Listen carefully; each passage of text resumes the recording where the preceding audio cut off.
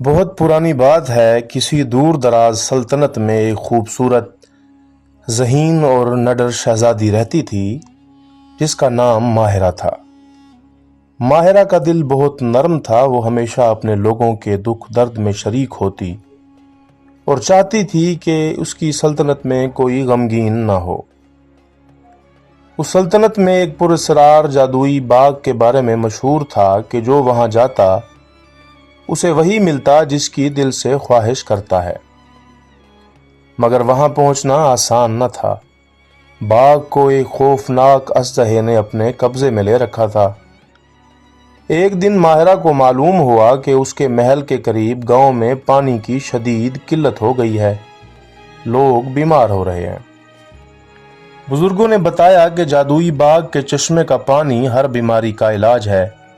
شہزادی ماہرہ نے فیصلہ کر لیا کہ وہ خود اس باغ تک جائے گی اور پانی لے کر آئے گی۔ محل کے مشیروں نے روکنے کی بہت کوشش کی، مگر ماہرہ اپنی ضد پر قائم رہی۔ وہ گھوڑے پر سوار ہوئی، تلوار کمر سے باندھی اور اپنی خاص دوست عقل مند طوطے بلو کو ساتھ لے کر سفر پر نکل پڑی۔ راستے میں اسے کئی رکاوٹوں کا سامنا کرنا پڑا۔ ایک گھنے جنگل میں ماہرہ کو جادوئی بھیڑیوں نے گھیر لیا، مگر طوطے بلو نے اپنی ہوشیاری سے ان کا دھیان ہٹایا اور ماہرہ کو نکلنے کا موقع دیا۔ پھر وہ ایک دریا پر پہنچی جہاں کوئی پل نہ تھا۔ وہاں ایک پراسرار بونا رہتا تھا۔ اس نے کہا، اگر تم سچ بول کر 3 سوالوں کے جواب دو گی تو میں تمہیں دریا پار کروا دوں گا۔ ماہرہ نے ہمت سے بونے کے مشکل سوالوں کے سچائی سے جواب دیے اور دریا پار کیا۔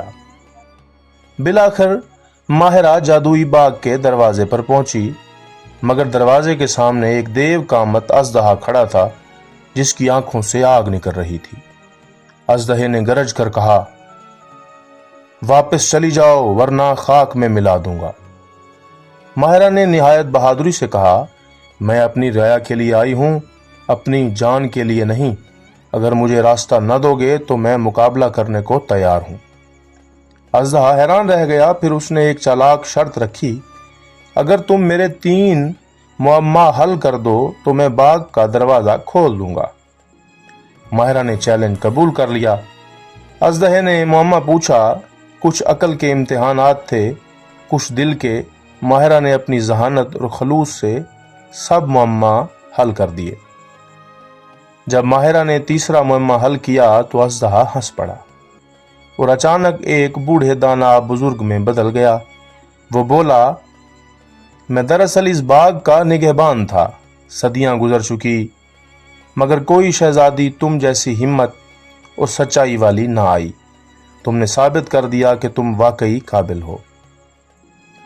باغ کے دروازے کھل گئے، اندر رنگ برنگے پھول، خوشبو سے مہکتا ماحول اور ایک شفاف چشمہ بہہ رہا تھا۔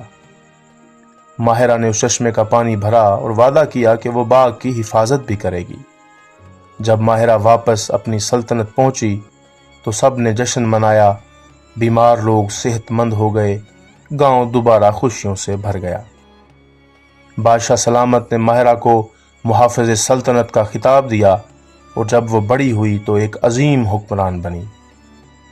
کہتے ہیں آج بھی اس جادوئی باغ میں ماہرہ کا مجسمہ کھڑا ہے، ایک شہزادی کی کہانی سناتا ہوا جو اپنے لوگوں کی خاطر ہر خطرہ مول لینے کو تیار تھی۔